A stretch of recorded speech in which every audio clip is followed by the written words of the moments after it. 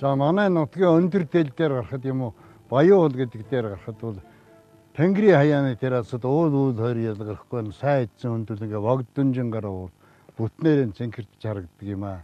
Тэгээ би хүүхэд байхдаа их холыг мөрөөдөж, холхийг мөрөөддөг байсан. Тэр минь л өдий зэрэгтэй намайг энд хүргэж ирсэн гэж боддгийг.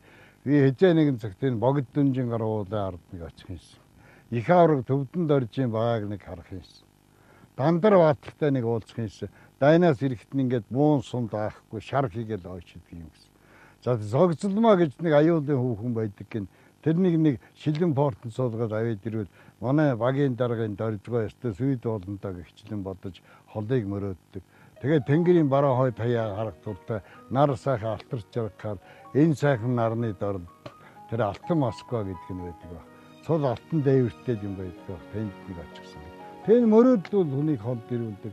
Би одоо дөрвөн уулынхаа дунд одоо сайхан амьдарч байна. За би Дандаргайг Баатар цолоо 69 онд авахд халахгүй 30 жилээр авахд сэтгэл хөдлөө шүн унтаж чадаагүй. Тэгээ нойргүй сууж алаг мөртэй хөнгөд найргил бичээд өглөө нь улсын хараажгаар Цэвэндор Чулуунбат хоёр их уншсан. Тэгээд тэнд 100 шиг балчир хүүхэд авдар байны зүлгэн дээр нь мөлхөж байхад зүр шиг шалмгийн халахын элсэн дээр нь торож үйждэг гэж хэлсэн. Тэгээд Дандаргаа өнөөхийг сонсоод 10 жил шорон авч ял байсан хүн чинь баярлдаг юм уу? Өөрөө Батцуурийн халтар гэж сэтгүүлчээр газарчлуулж надтай ирж уулзаж 20 насны зэрэгтэй өгшин залуу хоёр танилцж одоо найз болж хөөргөзөрүүлэх багхыг өөр шилтэй юм хүртэл хувааж хүртэж. Дараа нь одоо их сургуульд орсон чи өнөө миний ярьж явсан үлгэр домгийн хүн цогцолмоо манай найруулагчаа ингэж ордсон энцэн орд тэр хоёр гүйж явдаг байгаа.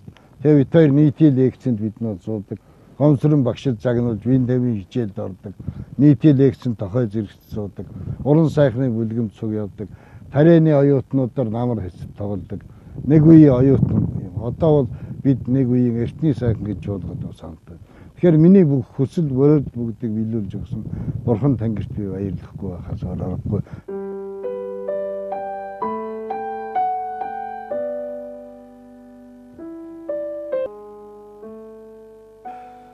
Нэмийн тухай их олон шүлэг хэлж болох л би эдхээ юм хэлье. Ингээ үүлний хормоо явж байсан чинь тэрнээс зуураад ингээд зурсхийг цахилгааныг ялбаан дундаас сурсхийж ээж минь гişнээ үзэгдээд цуу авсан уу минь хөө гэж үүлнээс зуран хашгирах санагдана гэж бичсэн. Би энэ шүлгэндээ их дуртай. Яг л тэр үүлнээс зураад чи сув муу авснаа хашгираад байгаа юм шиг тэр цахилгааны дундаас үзэгдээд миний сэтгэлд намайг амьд байх цагтууд нэм энэ нутаг маань байх. Тэгээд би та нарын ачуу инээр нэмийнхаа ингэж аварж намарж